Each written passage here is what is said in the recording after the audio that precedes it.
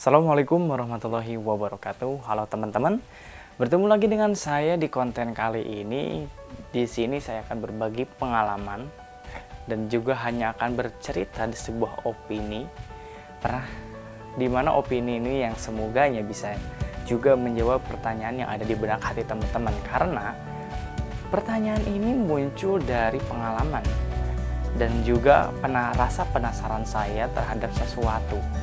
Walaupun memang kita nyangkanya ini adalah pengalaman yang berpikiran aneh atau ya freak dan sebagainya, tapi kalau kita lihat-lihat ini mengandung sebuah value atau memiliki makna yang sangat mendalam, bahkan memiliki nilai-nilai dalam poin-poin kehidupan.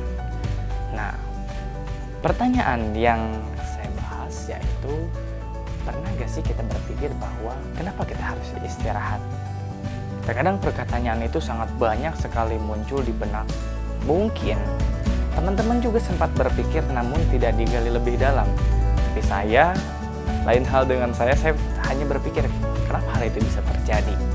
Dan ternyata setelah saya analisa dan saya memiliki beberapa pendapat, walaupun pendapat ini tidak bisa dikuatkan secara pengetahuan teoritis mengenai dalam buku, kemudian dalam hal-hal yang lainnya, hanya berdasarkan daya nalar saya untuk mengamati atau menganalisa dan juga menjawab sebuah pertanyaan yang ada dalam benak hati saya. Dan ada beberapa pendapat yang saya sampaikan atau saya utarakan mengenai hal ini. Yang pertama, pada saat kita ingin tidur, sebenarnya ada sesuatu yang mengganjal dari dalam diri kita. Kenapa sih kita harus tidur? Dan why? Apakah tidur itu termasuk dari bagian kata istirahat? Istirahat adalah sebuah kegiatan atau jeda dari aktivitas lain menuju aktivitas lainnya. Jadi, jikalau memang istirahat adalah aktivitas, maka tidak bisa dikatakan bahwa istirahat adalah tidur, atau tidur termasuk dari bagian istirahat. Memang ini mencakup dari beberapa logika dalam kehidupan atau mengkaitkan dengan daya nalar kita dalam mencoba memahami proses berpikir seperti itu. Namun, pada saat kita ingin tidur, artinya kita akan melakukan bukan semacam istirahat, kita akan melakukan kegiatan di mana tidak melakukan kegiatan apapun, hanya bernapas dan juga berbaring. Dan proses itu tentunya kita juga tidak akan tahu bahwa kapan kita akan bangun. Kalau misalkan kita dalam menganalisa, dalam mengkaji dalam ilmu keagamaan, proses mungkin disebut dengan simulasi dalam kematian.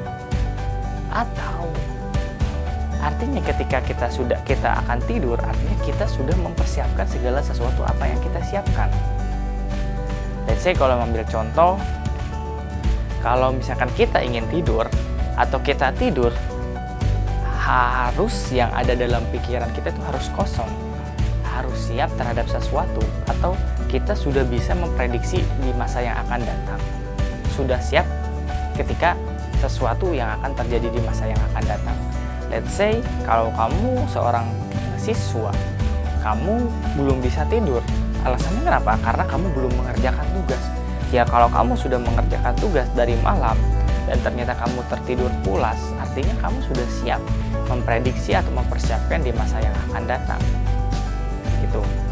Karena itu timbul dari kekhawatiran, rasa kesiapan. Tapi memang ada, kalau misalkan kalian tapi masih ada orang kok yang nggak ngerjain, bahkan dia bisa tidur. Nah, berarti kesiapan dia bukan dia siap untuk menerima hari esok dan mengumpulkan tugasnya. Dia siap untuk hari esok dan dia siap dihukum oleh guru karena tidak mengerjakan. Konsekuensi, jadi kembali kepada konsekuensi. Maka tidur adalah sebuah kegiatan di mana kita bisa merehatkan segala otak dan pikiran aktivitas kita, dan juga sudah menyiapkan ketika ketika terjadinya sesuatu di masa yang akan datang, entah itu di esok hari, di pagi hari, atau di waktu-waktu tertentu. Walaupun tidur itu bukan berarti tidur itu harus malam hari, ada juga tidur siang, ada juga tidur sore dan sebagainya, kayak gitu.